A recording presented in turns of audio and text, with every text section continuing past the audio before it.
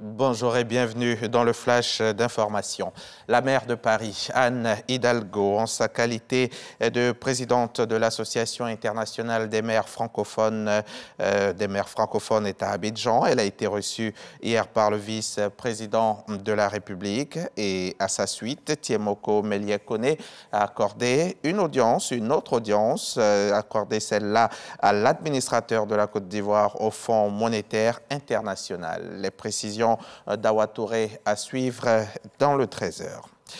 Abidjan a accueilli cette semaine la 6e réunion de l'ECOMET, le comité communautaire de métrologie de la CEDEAO, la communauté économique des États de l'Afrique de l'Ouest.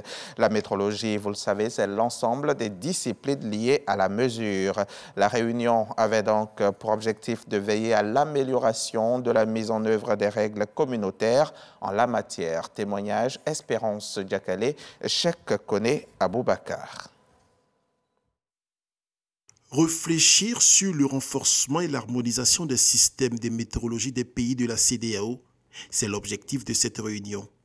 Plusieurs problématiques ont été abordées, entre autres l'amélioration de la fiabilité des instruments de mesure utilisés dans le domaine des hydrocarbures, des énergies traditionnelles et des énergies renouvelables. Dans toutes les interactions commerciales, c'est toujours important de mesurer.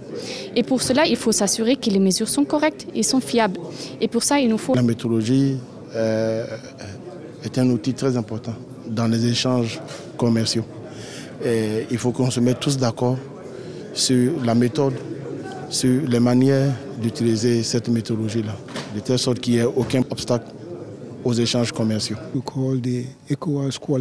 La CEDEAO a mis en place une politique commune pour l'Afrique de l'Ouest et cette politique de la CEDEAO a établi des normes sur la qualité, sur les accréditations en métrologie pour promouvoir le développement de la métrologie.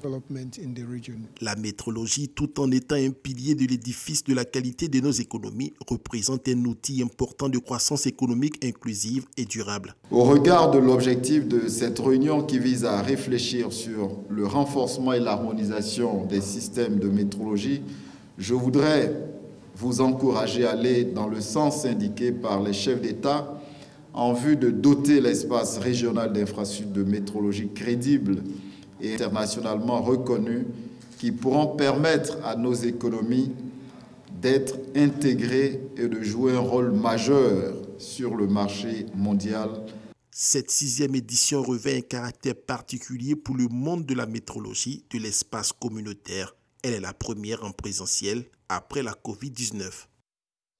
C'est un partenariat qui fera beaucoup de bien aux populations du district des montagnes. Le ministre-gouverneur a signé une convention avec le PAS, le programme d'appui aux stratégies sociales. Grâce à cette collaboration, les populations seront mieux soignées. On notera également une amélioration dans le secteur de l'éducation. Plus de détails dans le reportage de Davis Oyo et Sephora Zegui, reportage à suivre dans le 13h.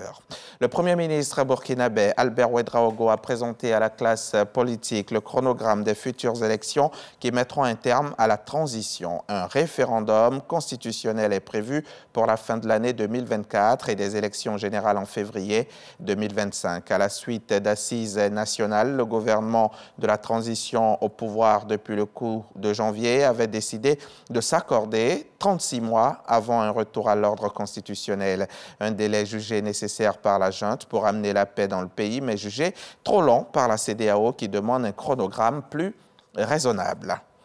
8 mois après le coup d'État du général Abdel Fattah al-Burhan, des dizaines de milliers de personnes sont une nouvelle fois descendues dans les rues des grandes villes du Soudan hier jeudi pour exiger le départ de la junte militaire. Dans la capitale, des foules immenses ont convergé en direction du palais présidentiel. Elles se sont heurtées à un déploiement massif des forces de sécurité qui verrouillaient le centre-ville.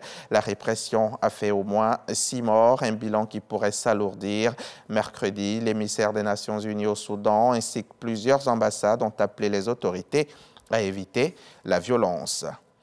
Il avait jusqu'à 23h59 jeudi soir pour la dévoiler. Le président tunisien Kais Saied a fini par rendre publique tard dans la soirée la constitution qu'il souhaite soumettre à l'approbation des Tunisiens le 25 juillet prochain.